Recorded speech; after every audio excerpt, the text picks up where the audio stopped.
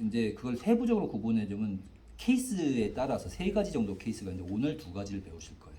오늘 두 가지를 배우실 거고 2주 후에 한 가지를 더 배우실 거예요. 일단은 나뭇결 때문에 그런 세 가지 요인들도 다 발생하는 건데 예를 들면 이런 게 있습니다. 나무라는 게 이렇게 돼가지고 단면을 잘라서 보면은 이렇게 나이테가 돌아가죠. 그런데 이거를 우리가 배연해서 제재소에서 제재를 해요. 제재를 하면은 중앙 부분을 걸쳐서 있는 애들은 고든결이 나와요. 나뭇결이 고든결이 나오는데 외곽으로 가면은 무늬결이 나옵니다. 이렇게. 그러니까 제재를 어떻게 하느냐에 따라서 무늬결과 고든결이 달라져서 이걸 우리말로는 고든결, 무늬결, 일본말로는 마사, 이다메, 네, 뭐 이렇게도 얘기하고 보통 이런 것들을 쿼터 그레인 이렇게 얘기해요. 네, 그래서 쿼터 그레인이 왜 쿼터 그레인이라고 그러냐면 이것만 이렇게 뽑아내기 위해서 4분할을 해서 이렇게 끊고 이렇게 끊고 이렇게 끊고 이렇게 끊고 이렇게 끊어내는 방식이 있어요. 쿼터 그레인은. 쿼터 그레인을 하는 이유는 문틀재라든지 창호재라든지 이런 것들은 결이 고다지 변형이 없기 때문에 쿼터 그레인 방식으로 제재를 합니다. 근데 우리나라는 이렇게 해서 쿼터 그레인 제재해 주세요 그러면은 안 해주려고 그래요. 왜? 귀찮으니까. 네, 귀찮아서 안 해주려고 그러고 어떻게 하냐? 보통 이렇게 해가지고 우리나라 사람들 대부분 얘를 좋아하니까 얘를 팔고 이걸 모아놨다가 창호나 문틀 만든 사람한테 따로 공급을 해요. 네, 여러 개 중에서 한 두세 장 나오는 걸 따로 착착착착 모아놨다가 우리나라는 그런 식으로 합니다. 그래요. 이렇게 해달라고 하면 돈을 많이 주고 막걸리 값 주고 해야 돼요. 선생님은 그런 거 아셔도 도움이 많이 될 거예요. 건축하시는 분은. 자, 그런데 이렇게 고등결만 해갖고 하면 참 좋겠는데 우리나라 사람들이 무늬결도 좋아하는 것도 있고 이런 데를 중간에 끊어가지고 우리가 카빙을 한다고 생각을 해보자고요. 그래서 제가 선생님들 잘 보이게 하다 보니까 자 이렇게 해서 부분적으로 끊어서 하다 보니까 이렇게 결들이 이렇게 돼 있어요. 사선으로 이렇게 나온 거예요. 곧게 가는 게 아니라. 이런 고등결들은 나오기가 참 힘들겠죠. 네. 오히려 이런 것들이 훨씬 많이 나온단 말이죠. 그런데 여기서 이 방향으로 갈 수도 있고 이쪽 방향으로 갈 수도 있겠죠. 그런데 두 개 중에 어느 게 맞는 걸까요? A, B. B 방향으로 가는 게 맞을까요? A 방향으로 가는 게 맞을까요? 네. A 선생님. B? 다시 선생님이 A, B? 네. A가 맞습니다.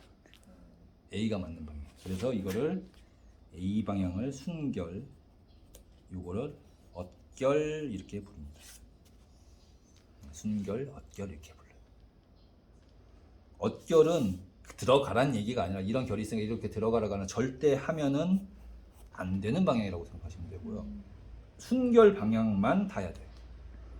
네. 반대로 가면은 이쪽은 여기는 순결인데 여기는 엇결이 되고 여기가 순결이 돼요. 자, 이거는 자 그림을 보시면 이해하시면 되는데 뾰족하죠.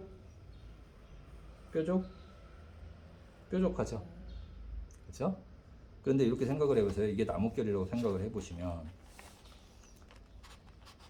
이렇게 돼 있는데 이쪽으로 넘어가요. 그냥 쭉 내려가요. 근데 역으로 올라가면 턱턱턱턱 걸릴 겁니다.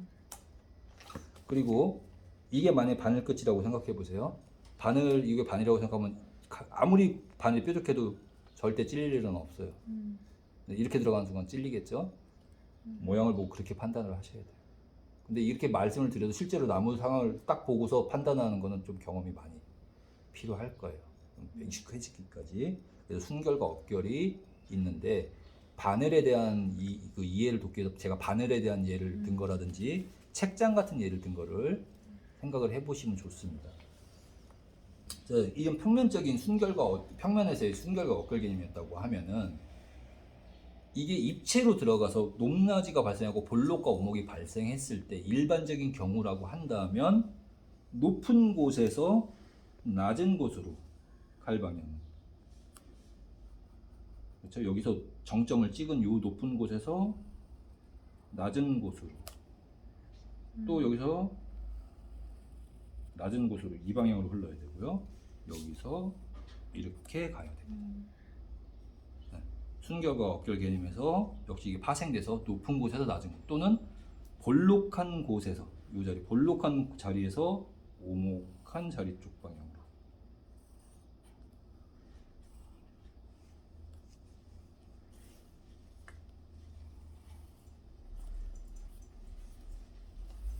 계속 이렇게 계속 교차가 되고 분기가 되면서 가죠. 그래서 이렇게 화살표가 서로 만난 지점 얘를 교차점이라고 하고요. 교차점이라고 여기는 제일 볼록한 자리에서 쭉 벌어지죠. 갈라지죠. 그래서 이런 자리를 보통 분기점이라고 합니다. 칼이 서로 나뉘는 거고 여기는 나뉘었던 것들이 서로 만나는 자리가 있고 근데 얘 때문에 어려워져요. 교차와 분기와 칼방에 계속 변한다는 것 때문에 어렵고 그 어려움 때문에 재미도 있어요. 그러니까 그 어려움에서 아 짜증나 이러면 못하는 사람이고 이렇네 내가 여기서 나무는 이미 정해져 있고 내가 이걸 찾는 사람이 되고 해결하려는 사람이 되고 그런 사람이 되고 이게 미로 찾듯이 이렇게 찾아가는 방식을 재밌어 하시면 이게 재밌어지는 거고. 네. 그래서 근데 이거 지금 그릴 때는 그런 거보다 하는데 잘 실전에서는 잘 안 되실 거예요. 그래서 분기 용어를 안다는 개념에서 교차점, 분기점, 순결, 억결 이런 식으로 됩니다. 그렇다고 하면 우리가 제가 실전에서 이걸 보여드리면 여기 해칭돼서 잘려야겠죠. 자 이제 보여드립니다.